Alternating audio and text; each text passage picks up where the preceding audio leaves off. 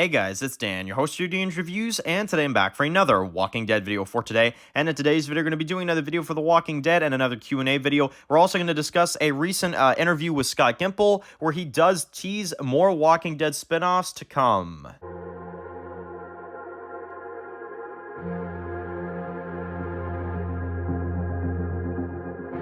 Alright guys, this one's going to be doing another video today. This one's going to be doing another video for The Walking Dead. And in today's video, we're back with another Q&A video after the series finale of The Walking Dead. Probably going to do one or two more, and then we're going to start moving into the spin-off Q&As and doing Q&As for the different Walking Dead spin-offs. So probably like one more for the main show, and then, we'll be fully moving into the spin-off territory and stuff like that. But it's been about a week since we did our last Q&A, so definitely wanted to go ahead and do another one. And it's already been a few weeks now since The Walking Dead has ended, which is pretty insane. But we've been very, very busy on the channel. We've been doing a lot of top 10 videos, so if you missed any of them over the past couple days, make sure to go ahead and check them out. We did top 10 characters, top 10 episodes, top 10 worst episodes, and, a whole bunch of other stuff. So make sure to go ahead and check all that out if you are interested. Now, let's get into today's first topic, which starts off with Elle, who says, Scott Gimple had an interview recently where he does tease that there are more spin-offs coming and are in the works. Dan, do you think that maybe we could get a spin-off with either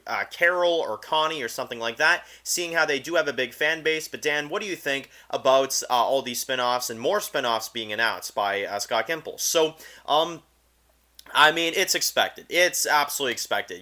I'm not even surprised at this point, to be honest, because that is what The Walking Dead is now, unfortunately, guys. It's not the main show. It's not, the main show and a few other shows. No, it's just a bunch of shows. That's what The Walking Dead is, unfortunately, nowadays, because that's what they've opted to do, because they had more story they wanted to tell. Gimple has more things in the world of The Walking Dead that he wants to do.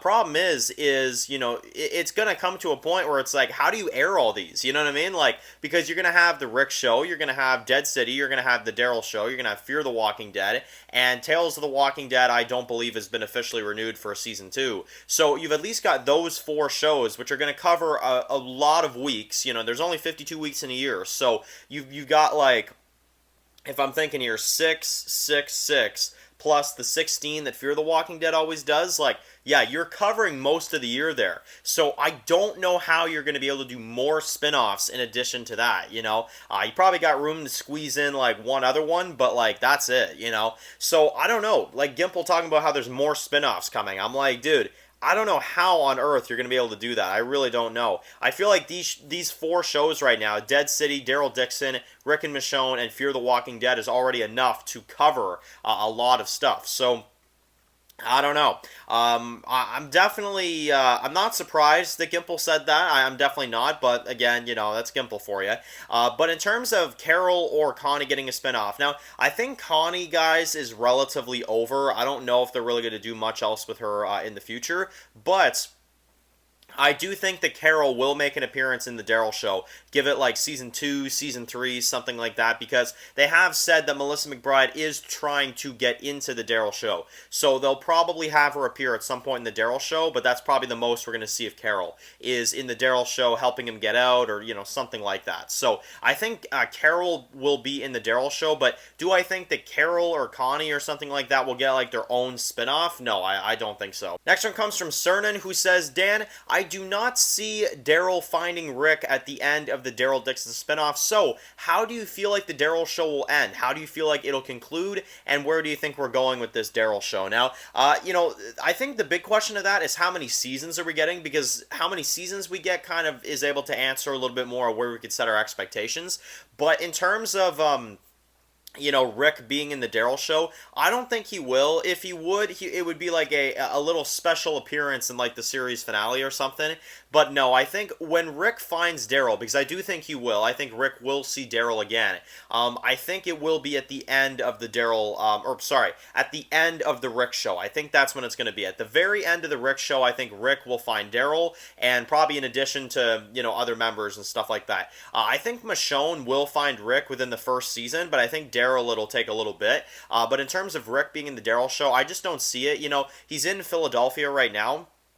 which is confirmed now, by the way, too, that that is the city that he's in front of. So him being out there, Daryl being in France, I just don't see it. But I think Daryl will make an appearance in the Rick show for sure. Next one comes from the Walking Dead Universe Promos, who says, Dan, after the major news about the original cut ending for The Walking Dead with the older kids, do you think that Judith was romantically involved with anybody, just like Carl was in the comics when he was married to Sophia and all that kind of stuff? And Dan, do you think that Fear the Walking Dead Season 8 will have a better Kier? They are hoping it does, but they're also facing reality. It probably won't. So, now, obviously, the big time skip that we did talk about in a video a few days back, where we did have an original version of the ending of The Walking Dead that was a lot like the ending of the comics, issue 193, where you had the older kids, and it was like many, many years into the future, and they were all grown up and stuff, and obviously they decided to cut it the last minute. We still don't know, why they did that, but that's what they ended up doing.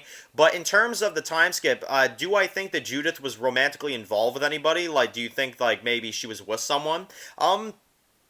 I don't think so, to be honest. I don't think so, and also because I don't really know who she could be with. I mean, it's like there's Herschel, but isn't he like a lot younger than her? I mean, I guess like I don't know. I don't think Judith was really romantically involved with anybody in that, and I mean it doesn't matter anyway because it's not that's not the direction they've gone with it. But I don't think so. I think Judith may have had a family, maybe, but she also looked kind of young still at the same time. So I'm gonna more so think probably not.